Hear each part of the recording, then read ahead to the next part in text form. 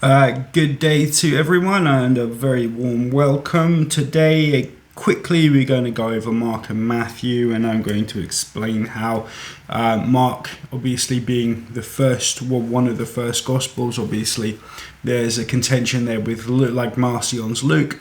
But the Mark is obviously coming before Matthew, but Matthew is a disciple of Jesus himself, and it seems really rather strange that Matthew would copy Mark if Mark was getting everything secondhand from Peter. And it just shows you again the problems here, the massive problems with trying to state that these Gospels came from the individuals they were supposed to have come from, Matthew, Mark, Luke, and John, and then obviously these are more anonymous Gospels that are attributed to these guys and probably written, even if you take the kind of consensus, Mark at around about 70, and that's 40 years, right? So it marginally outside of any kind of eyewitness testimony. The problem obviously is that Mark at 70 would be the very earliest time you would see Mark, and there are decades and decades that go by where people like Justin Martyr, talking in the 150s, still doesn't know Mark the Gospel and doesn't seem to be able to quote from it in any meaningful sense. So Mark actually appears in the historical record properly in about 180 within Irenaeus, and we've been through this. So let's just go through what I have found here. For centuries, Christian tradition held that the Gospel of Matthew was written first, with Mark as a later, shorter version. But close analysis of the Greek text narrative structure, theology, and style reveals the opposite. The Gospel of Mark is the source from which Matthew draws. This position, called Markan Priority, of course, rests not on abstract speculation, but on observable linguistic and literary evidence. Regardless of one's preferred dating, the relationship between these two Gospels is unambiguous. Matthew copies and edits Mark. Okay, verbal agreement and textual overlap here. Nearly 90% of Mark's content appears in Matthew. Conversely, roughly 90% of Matthew's verses have direct parallels in Mark, and more than half of those are reproduced verbatim in Greek. This is not coincidence or shared oral memory. It is a direct literary dependence. So again, oral memory, forget about it. If these guys are just riffing on oral thoughts and memories, beliefs and stuff, this is not the way things get rendered. This is not the transmission that these texts take. So examples here: the healing of the paralytic in Mark 2, 10 and 11 is identical to Matthew 9, 6, identical wording except for minor stylistic smoothing here. So the precision is impossible to explain without direct copying. No two oral traditions produce such long strings of identical Greek syntax. A sequence of events here. Again, Matthew follows Mark's overall narrative order: the preaching of John, the baptism, the temptation, the Galilean ministry, the feeding miracles, Peter's confessions, the transfiguration, the triumphal entry, and the passion, where Matthew diverges, and the changes are deliberate, theological or editorial, not structural. Okay, so the structure fits Mark. Mark's rough Greek and Matthew's refinement here. Mark writes in colloquial, hurried Greek, full of redundancies and Aramaic flavour. Matthew polishes and improves it. Mark's trademark phrase and immediately occurs over 40 times. Matthew drops most of them. Okay. Examples of Matthew's editing here. Mark 2:26 mentions Abiathar the High King, an error. Matthew omits the entire name. So Mark makes an error, Matthew just drops it. Mark 5:2-20, the Gerasene demoniac story is vivid and grotesque in Mark. Matthew shortens it, tones it down, and makes two demoniacs instead of one. Okay, short correction. Such corrections are the fingerprints of redactors improving an earlier work. Okay, theological and doctrinal smoothing. Mark's Jesus is emotional, human, sometimes puzzled. Matthew elevates and spiritualizes him. So again, Mark 6:5, how he could not do mighty works there. Matthew, he did not do Matthew 13:58, he did not do many mighty works there. And the effect here removes limitation of power. Limitation of power. There are two other examples here. 10:18 in Matthew, why do you call me good? No one is good but God. Matthew 19:17, why ask me about what is good? Protects Jesus' divinity. Okay, so you get in Mark's gospel is more human in Mark. Mark 15:34, cry of abandonment on the cross. Matthew here, retained but supplemented with cosmic portents, adds majesty, less suffering. Matthew is responding to Mark and just tweaking it finally to make it more poetic, make it more theology, like high theology now, you know. Every instance shows Matthew reshaping Mark's raw humanity into a more divine and prophetic figure. Omissions of Mark's awkward material. Matthew systematically removes elements that might disturb later theology. Jesus' family thinking he is insane. As an example, Mark 3:21 is omitted. The blind man healing in two stages, Mark 8:22-26, is omitted.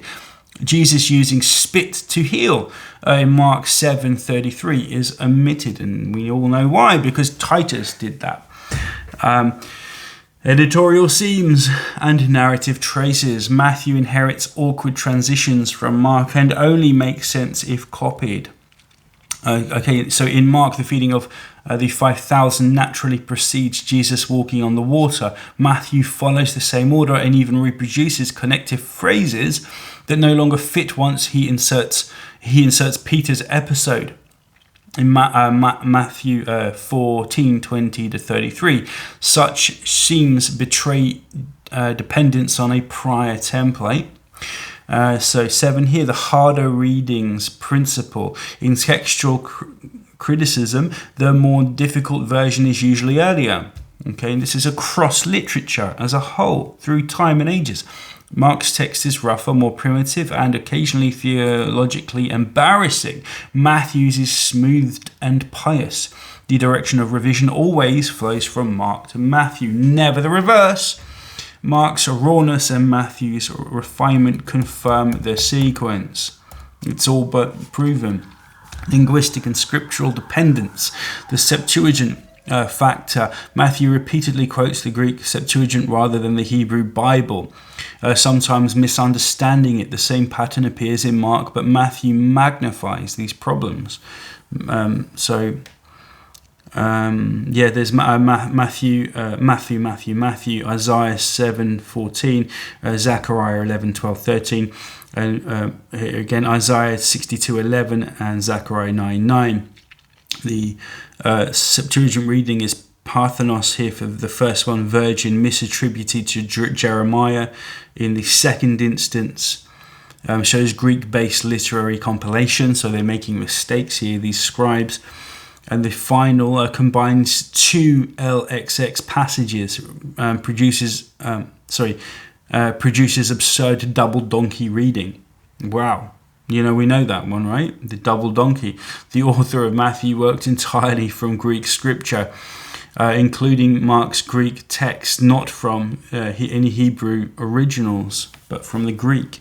And they carry those fluffs sometimes. Internal perspective and cultural distance. Matthew's phrases reveal an outsider's perspective on Jewish life, repeatedly refers to their synagogues, Matthew 4:23 and 9:35, like unlikely phrasing for a native Jew. simplifies or mistakes legal debates, showing second-hand understanding of halakha, Jewish legal life and terminology and so on, Torah orthodox legality. He also includes geographical confusion that an eyewitness would not make, calling Judea beyond the Jordan, 19:1, or placing Gadara by the sea, 8:28. These small inaccuracies reveal a writer shaped by text, not terrain. Okay, stylometric and structural evidence are very strong evidences that of course Mark and Matthew both are just written straight into Greek. Modern stylometric studies reinforce what scholars long suspected. Mark's stylistic patterns are primitive, Matthew's are derivative. Sentence structure, sentence length, connective patterns and vocabulary uniformly show Matthew editing Mark line by line. Matthew reproduces Mark's syntax almost mechanically, even when the resulting traditions are clumsy after his additions. Translations are clumsy after his additions. No independent author would replicate author's connective structures so faithfully. Thematic development, and it goes on and on. Thematic development in theology, the principle of economy, the witness. There are 15 odd. 16. So I mean, I can just say I'll just conclude here. But there are multiple ways to show this is the strength of this. Should I go through them all? I think I might. Styletry, I don't know. Sorry about this, guys. So thematic development and theological evolution, I will. Just for the sake of being thorough. Mark presents Jesus as the hidden suffering Son of Man. Matthew develops him into the open Messiah, lawgiver and teacher of Israel. Very important. Mark's secrecy theme, tell no one, fades in Matthew. Matthew expands the teaching content, the Sermon on the Mount, and adds birth and resurrection legends. The word church, ecclesia, appears only in Matthew 16:18 and 18:17, never in Mark, right? These expansions show theological elaboration of an existing framework, not first telling the events. So the principle of economy, when two hypotheses explain the same data, the simpler one is. Better to explain the overlap between the Gospels. We can either assume one, Matthew and Luke, independently use Mark and another saying source, or two, Mark abbreviated a long complex Matthew while someone introducing numerous rough Greek readings, redundancies and errors. The first hypothesis accounts for the evidence directly. The second requires implausible degradation of style and theology. Hence, the priority of Mark is the only economical explanation. The witness of patristic tradition re-examined here. Early church fathers like Papias and Irenaeus do not know the synoptic problem.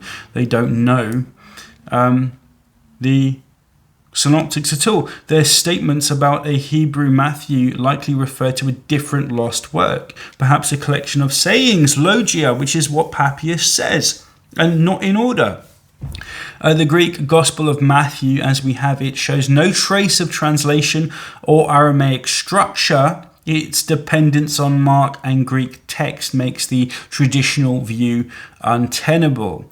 Scholarly support for the Markan Priority is just a long list of people writing through the centuries. B.H. Streeter, R.H. Lightfoot, of course, C.H. Dodd, E.P. Sanders, Graham Stanton, Mark Goodacre with us today, a very knowledgeable guy on the synoptic problem, and Q, David Catchpole, John Dominic Crossan, Richard Burbidge. Again, this is the consensus, and it goes on. Raymond E. Brown, Bart Ehrman, R.T. France. Cross conservative and moderate and liberal scholarship, Markan Priority remains foundational, of course. We don't need to talk about that anymore. The evidence converges from every side. Verbal identity, long stretches of identical Greek, sequential dependence, stylistic improvement, doctrinal revision, omission of embarrassment, Septuagintal reliance, geographic and cultural distance. No rational model accounts for all these phenomena existing, except the simple one Mark wrote first, and the author of Matthew copied and reshaped his work. So there we go. And very quickly, there is an Aramaic. There are some Aramaic words, about 7 instances where Mark does use Aramaic, but about 5 of them are just single words. Most of them, I have a little essay here as well. So there are, 11,300 Greek words in Mark, and only about 11 Semitic words in total. A mere 0.05 of the narrative, and he gets them wrong most of the time. He's actually mistranslates, or the grammar structure is wrong.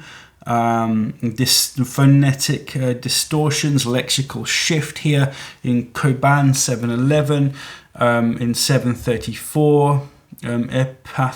So we hear some of these arguments here. Ehrman records this Mark using Aramaic, but his Aramaic is clearly bad Aramaic. He's not copying from someone who knows, and certainly Mark, the writer, doesn't know Aramaic very well at all. It's like myself, if I'm going to write a fictional book on Italy, I might use some Italian phrases, the Italian for ice cream, what's it called?